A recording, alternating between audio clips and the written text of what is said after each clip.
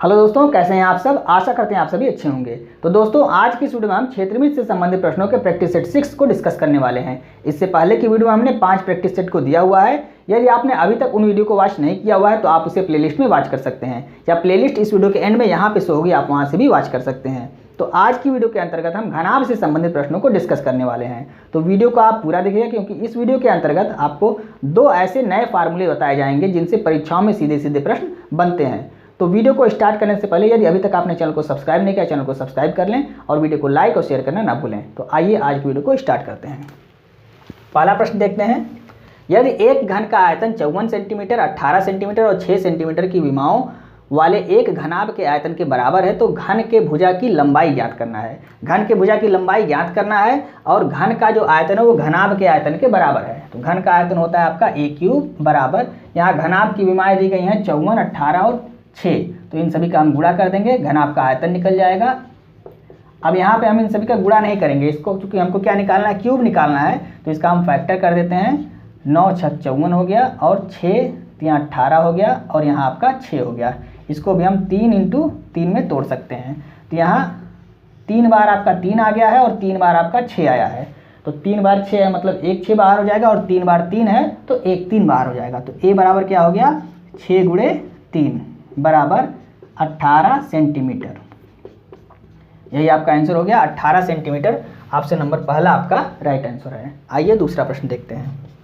9 centimetre लंबाई, 6 centimetre चौड़ाई और 6 सेंटीमीटर ऊंचाई वाले एक घनाभ को पिघलाकर 3 सेंटीमीटर भुजा वाले कितने घन बनाए जा सकते हैं। तो घनाभ को पिघलाकर बनाना है तो घनाभ आपका बड़ा है और घन क्या है, छोटा है। इसकी भुजा क्या है, 3 ही है। तो घन आपका छोटा है तो घन से हम भाग दे देंगे किसमें, घनाभ में, तो हमें संख्या प्राप्त हो जाएगी। तो घनाभ का आयतन क्या है, लंबाई कितनी है यहाँ पे, 9 है, 9 × 6 और × 6 बटा घन का लंबाई, चौड़ाई और ऊंचाई सभी समान होता है। तो 3 हमको दिया हुआ है तो 3 × 3 × 3 हो गया।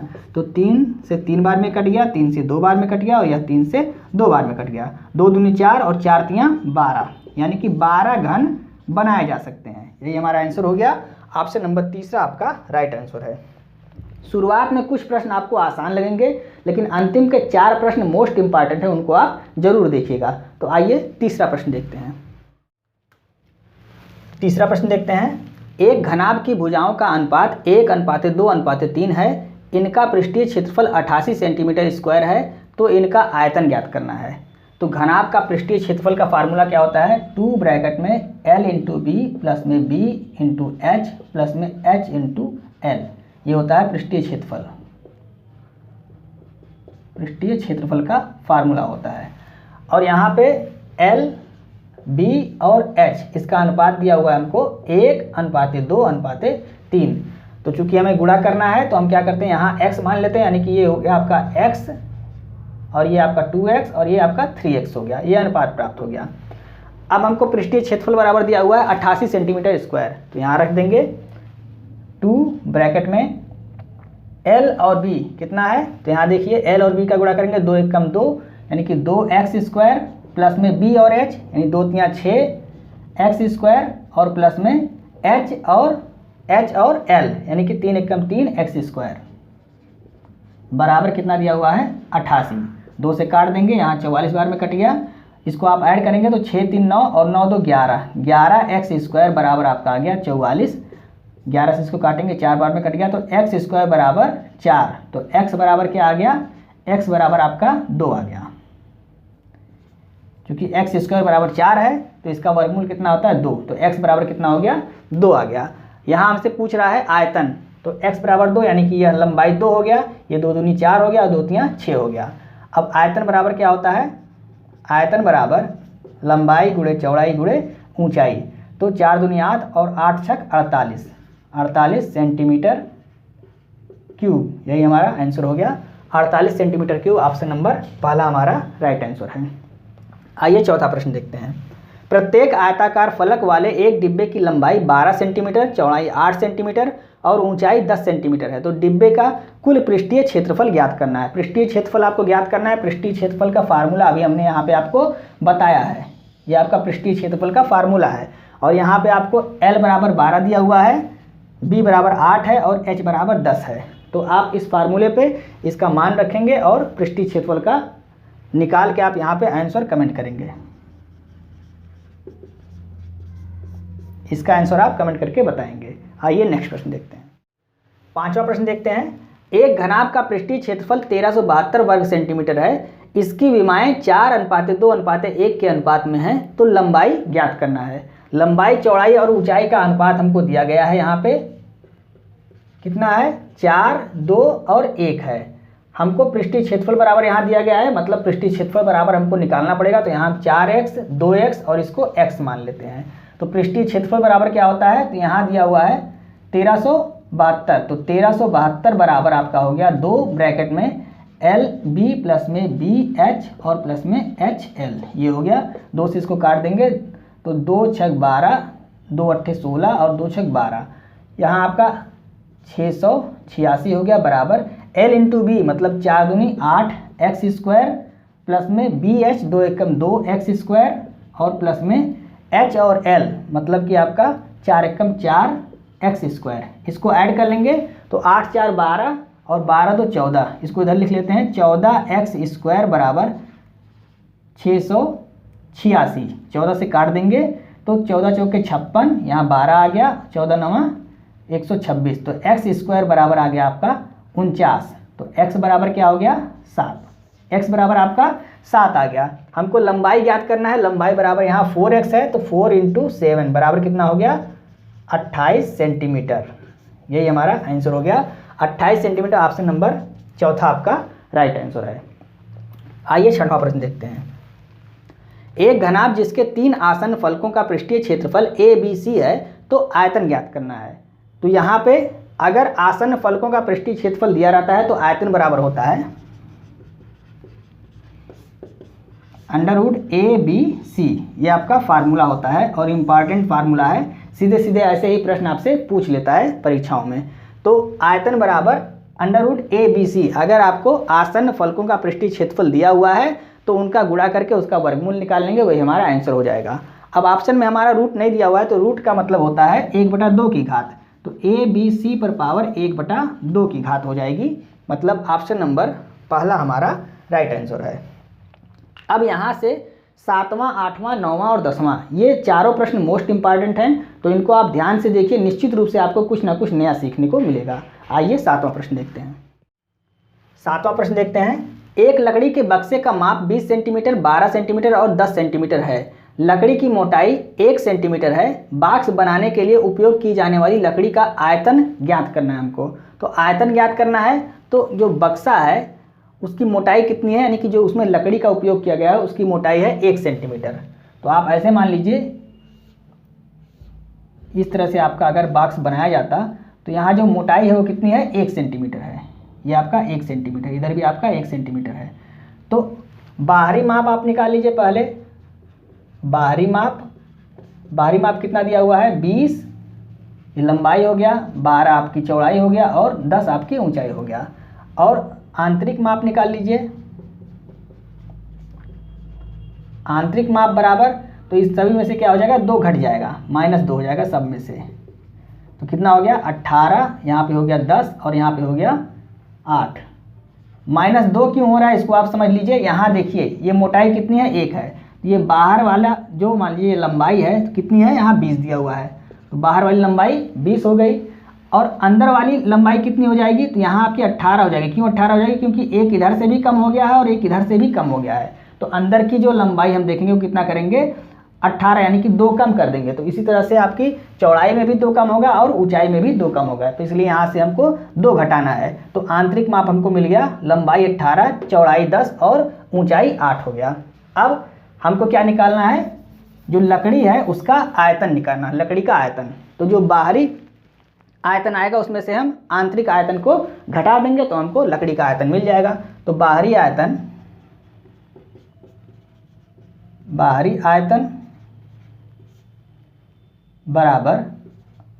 बराबर नहीं माइनस आंतरिक आयतन।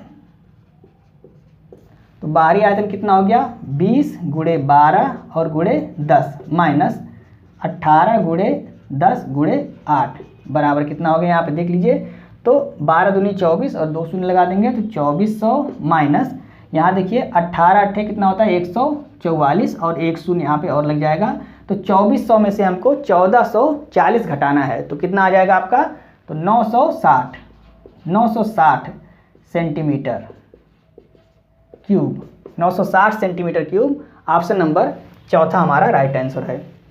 केवल हमने बाहरी माप निकाल लिया और आंतरिक माप निकाल लिया और उसके बाद बाहरी माप में से आंतरिक माप को घटा दिया तो हमको यह जो मोटाई दिख रही थी आपको, ये वाली मोटाई, तो इस मोटाई का पूरा हमको आयतन पता चल जाएगा। अब आइए 8वां प्रश्न देखते हैं। एक 22 मीटर लंबे 14 मीटर चौड़े खेत में 4 मीटर लंबा 2 मीटर चौड़ा और 1.5 मीटर गहरा गड्ढा खोदा जाता है। यदि गड्ढे से निकली मिट्टी को शेष खेत में एक समान रूप से फैलाया जाता है तो खेत के स्तर में होने वाली वृद्धि ज्ञात करना है। मतलब खेत की ऊंचाई कितनी हो जाएगी, अगर जो गड्ढे से मिट्टी निकली है उसको शेष भाग जो खेत का बचा हुआ उस पर फैला दिया जाए तो ऊंचाई कितनी होगी, ये हमसे पूछ रहा है। तो सबसे पहले हम खेत का क्षेत्रफल निकाल लेते हैं। तो क्षेत्रफल कितना है 22 और 14 मीटर, तो 22 गुणे 14 बराबर कितना आ गया, तो 14 दूनी 28 और 14 दूनी 28 तो 30, 308 ये आ गया आपका खेत का क्षेत्रफल 308 मीटर स्क्वायर। अब जितने भाग में गड्ढा खोदा जा रहा है उसका क्षेत्रफल हम इसमें से घटा देंगे तो शेष भाग का क्षेत्रफल हमको मिल जाएगा। तो शेष भाग का क्षेत्रफल हम निकाल लेते हैं, जहां पर हमको गड्ढे से निकाली गई मिट्टी को फैलाना है। तो शेष भाग का क्षेत्रफल बराबर, तो ये 308 तो टोटल था, अब इसमें से हमको घटाना है, कितना घटाना है, तो जो गड्ढा जितने दूर में खोदा जा रहा है तो 4 मीटर लंबा है और 2 मीटर चौड़ा है, तो इसका क्षेत्रफल कितना हो गया 4 दूनी 8, 8 हम इसमें से घटा देंगे तो कितना हो गया 300 मीटर स्क्वायर, ये आ गया 300 मीटर स्क्वायर। इसी पर हमको जो गड्ढे से मिट्टी निकलेगी उसको फैलाना है। अब जो गड्ढे से मिट्टी निकलेगी उसका आयतन और जो इस क्षेत्र पे हमको फैलाना है इसका आयतन बराबर होगा। क्यों बराबर होगा, क्योंकि जितनी मिट्टी निकलेगी उसी मिट्टी को हमको इस 300 मीटर स्क्वायर क्षेत्रफल फैलाना है। तो 300 मीटर यहाँ पर आप देख लीजिए 300 गुणे h, यानी कि ऊंचाई हमको ज्ञात करना है कि स्तर में कितने की वृद्धि हो जाएगी, ऊंचाई ज्ञात करना है। तो 300 गुणे h बराबर गड्ढे से जो मिट्टी निकलेगी उसका आयतन इसके आयतन के बराबर होगा। तो गड्ढे से जो मिट्टी निकली उसका आयतन क्या है, लंबाई गुणे चौड़ाई और गुणे ऊंचाई, इसके बराबर होगा। अब यहाँ इसको काट दीजिए, तो दशमलव अगर यहाँ से हम पहले 2 से काट देते हैं तो ये 150 आ गया। अब यहाँ से अगर दशमलव हटाते तो यहाँ 1 शून्य बढ़ जाता है, 15 से इसको काट देते हैं 100 बार में कट गया, और 4 से काट देते हैं तो 25 बार में कट गया। यानी कि h बराबर यहाँ पर आपका आ गया, h बराबर 1/25, ये 25 इधर जाएगा बराबर के तो 1/25 हो जाएगा। ये आपका आ गया 1/25 मीटर। ऑप्शन में आप देखिए यहाँ पर सेंटीमीटर में दिया हुआ है, तो सेंटीमीटर में दिया हुआ है तो यहाँ हम 100 से क्या करेंगे, गुणा कर देंगे। अब ये हो गया आपका सेंटीमीटर, 25 चौके 100 बराबर 4 सेंटीमीटर। आंसर हमारा क्या हो गया, चौथा आपका राइट आंसर है। आइए नेक्स्ट प्रश्न देखते हैं। 9वां प्रश्न देखते हैं। 500 व्यक्ति एक घनाभाकार तालाब में डुबकी लगा रहे हैं जो 80 मीटर लंबा और 50 मीटर चौड़ा है। यदि एक व्यक्ति द्वारा विस्थापित पानी का औसत आयतन 0.04 मीटर है तो तालाब के जल स्तर में हुई वृद्धि ज्ञात करना हमको। तो यहाँ पे जो तालाब में जल स्तर की वृद्धि होगी वह किसके बराबर होगी, तो व्यक्ति हैं उसके आयतन के बराबर होगी। व्यक्ति का आयतन मतलब कि अगर यह तालाब है, इसमें पानी भरा हुआ है, इसमें अगर व्यक्ति जाएगा तो अपने आयतन के बराबर पानी को हटाएगा। अब हटाएगा मतलब बाहर तो पानी कहीं जाएगा नहीं, इसी तालाब में बढ़ेगा, तो पानी ऊपर वृद्धि होगी पानी की। तो मतलब 500 व्यक्ति अगर इसके अंदर आएंगे तो जितनी वृद्धि होगी उसका जो आयतन होगा वह उस व्यक्ति के आयतन के बराबर होगा। तो यहाँ पे व्यक्ति का आयतन बराबर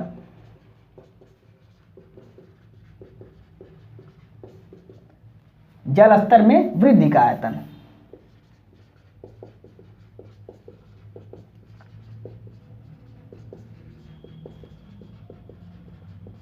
जल स्तर में वृद्धि का आयतन।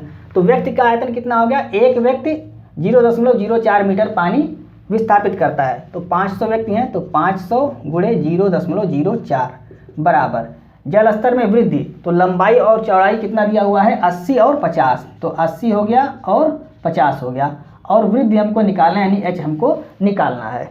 अब यहाँ पे इसको हम काट देंगे तो यहाँ देखिए 2 अंक पे दशमलव, यहाँ 2 शून्य है तो इससे ये दशमलव कट गया आपका, और 4 पंचे 20 हो गया यहाँ पे, बराबर 80 गुणे 50 गुणे h। अब 20 चौक 80 हो गया और 5 चौक 20 यानी 200 हो गया। तो h बराबर यहाँ पे आपका आ गया, h बराबर 200 इधर आएगा तो 1/200 हो जाएगा। h इधर है, बराबर के इधर जब हम 200 के लेके आएंगे तो यहाँ पर 1/200 हो जाएगा। अब चूंकि यह आपका मीटर में आएगा, हमको यहाँ सेंटीमीटर में देना है तो इसको सेंटीमीटर में बदलेंगे, मतलब h बराबर 100 से हम गुणा कर देंगे बटे 200, 1/2 बराबर 0.5 सेंटीमीटर। ऑप्शन नंबर चौथा आपका राइट आंसर है। आइए 10वां प्रश्न देखते हैं। किसी कमरे की लंबाई, चौड़ाई और ऊंचाई का अनुपात 3:3:4 है। यदि लंबाई 2 गुनी, चौड़ाई 2/3 और ऊंचाई आधी की जाती है तो कमरे की 4 दीवार को पेंट करने की लागत कितने प्रतिशत कम हो जाएगी, हमको निकालना है। तो पहले अनुपात क्या था, यहाँ लिख लेते हैं। पहले अनुपात था L, B और H। इसका अनुपात पहले था 3, 3 और 4, ये पहले था। बाद में कितना हो गया,